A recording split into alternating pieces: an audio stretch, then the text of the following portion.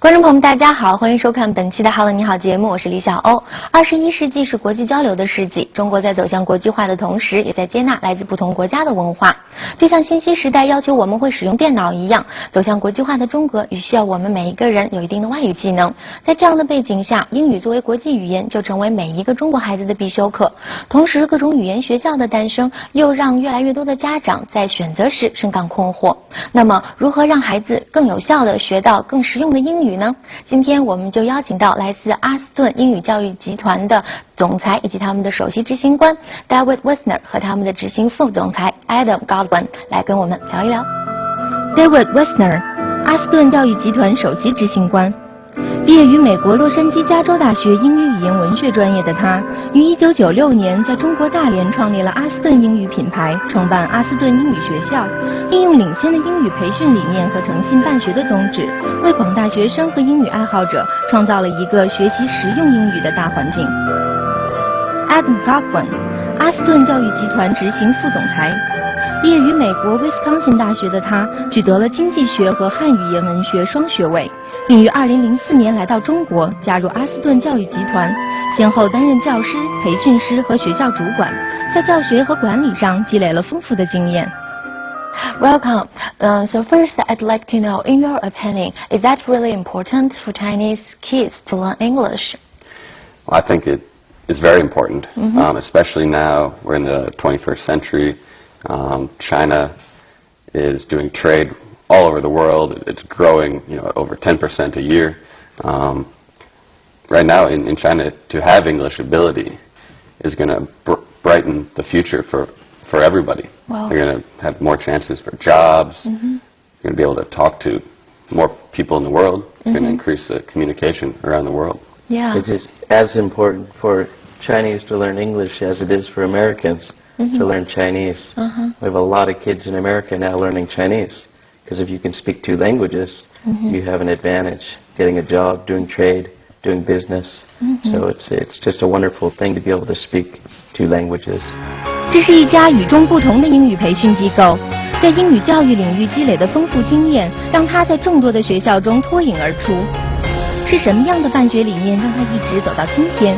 又是什么样的师资队伍使他的品牌逐渐壮大？本期话题：好英语赢未来，阿斯顿英语专访。And I know that you established your Aston school in 1990s. So 1996. 1996 was our first year. Yeah, so that is about more than 12 years ago. You've already predicted that maybe we'll have such kind of flourishing market in the future. We just wanted to have one great school, and that's what we started with in 1996. And now we have over, I believe, 60 schools. So did we predict the market? Probably not, but we were a little lucky. We have a great system and great people. Yeah. So we were able to develop very quickly. So in the very beginning period, how many students do you have? I think the first class had maybe 7 students. Only 7? Yeah. Wow. And then it quickly grew after that. It was real small school, but it developed very quickly. And within a year, maybe we were at 1,000 students. Just a year? Yes. 1,000? Yeah. Wow, that is really fast. Yeah. Well, now we probably have 70,000 a year. Yeah, in 2008, according to our numbers, we taught over 70,000 students. That's in China, not including Vietnam and the U.S. 57 different schools. Just in China. 作为一家主要致力于在全球进行语言培训、教育咨询、文化交流和教育资源拓展的机构，阿斯顿成功地将其教育和培训业务落户中国，并通过不断整合全球各地的教育教学资源，为有着不同需求的人们提供各类英语培训。After several years establishment and the developing process, I think you really did a good job. And your school should be one of the most popular English education schools nowadays. And how to do that? Well, I think the main thing is we have to focus on the educational quality. That's the base, the root of our entire company and our entire business. That's the reason that students come here, and that's the reason they stay. Yeah. Every term in our schools, we usually look to have at least 90% of our students re-signing again. which for any business is a pretty high. They will always come back. We don't do a lot of advertising. We usually do a lot of work trying to get re-signs. So that's the best way we can build our school. Is if we get 90% re-signs every time, and we generally do it in most cases. Yeah. So our business, like you said, focuses more on our customers, and we just want to make sure that when they come to our school, that, they're paying us money to teach them English. We want to make sure we do that, whether it's the educational system, our curriculum, which we are developing all the time, or the services that we provide, or the teachers that we recruit. We always want to have the best quality. I would say the one other thing we do is a lot of research and development.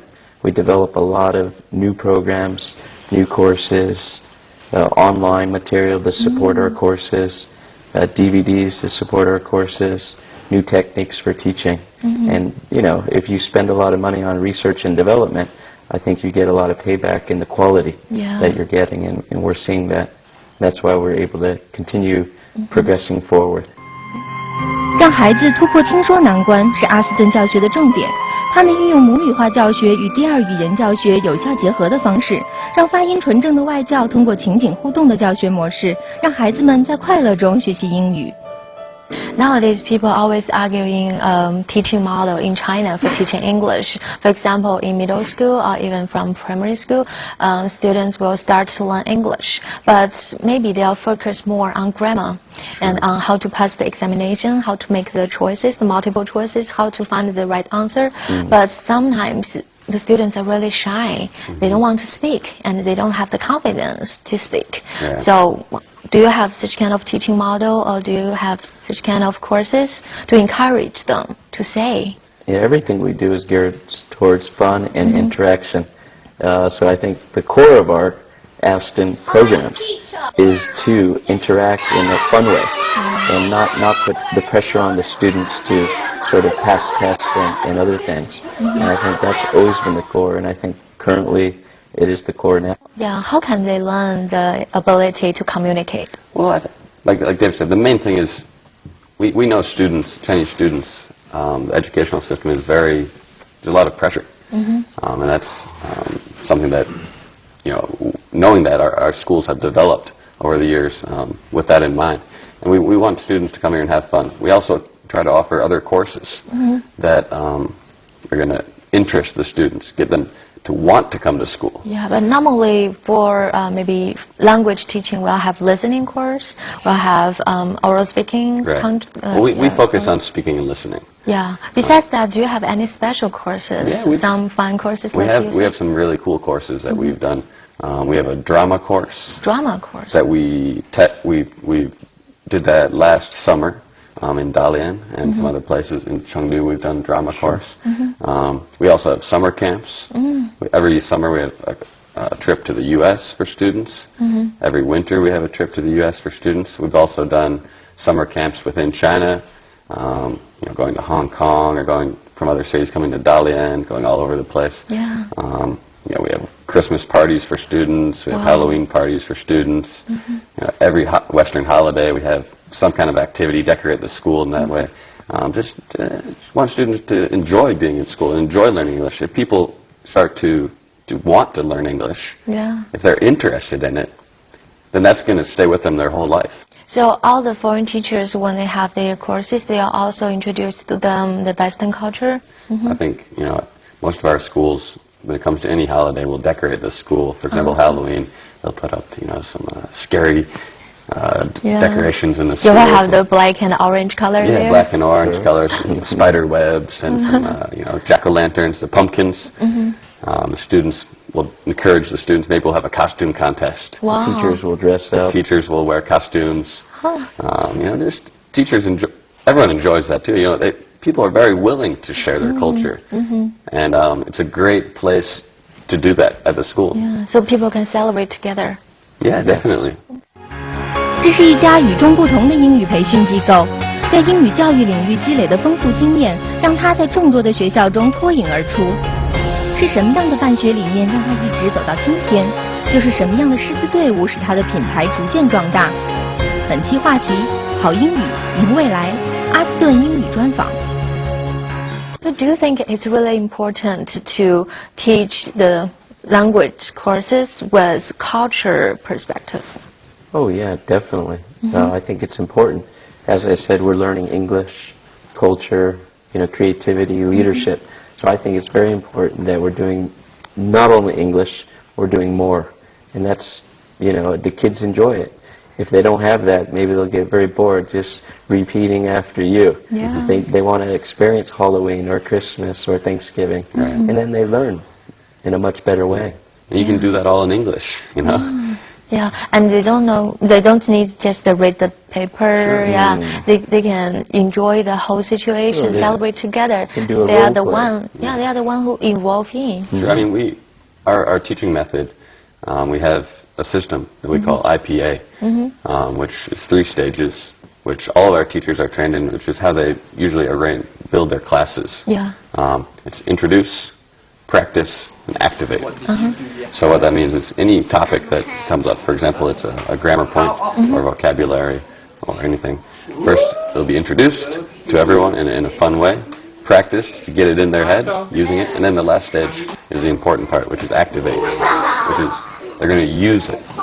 Not just repeat it, not just fill in the blank, but put down the books and get out of your chairs doing a role play. In a real situation, how do you use what you just learned? I think you can say that it must have played a part, though, getting them interested in English. And now they're so interested in English that they're speaking it every day. Maybe not only just interested in English, the language, but the culture, the Western culture, creativity also, which has helped them in their lives. Puts that idea in their head.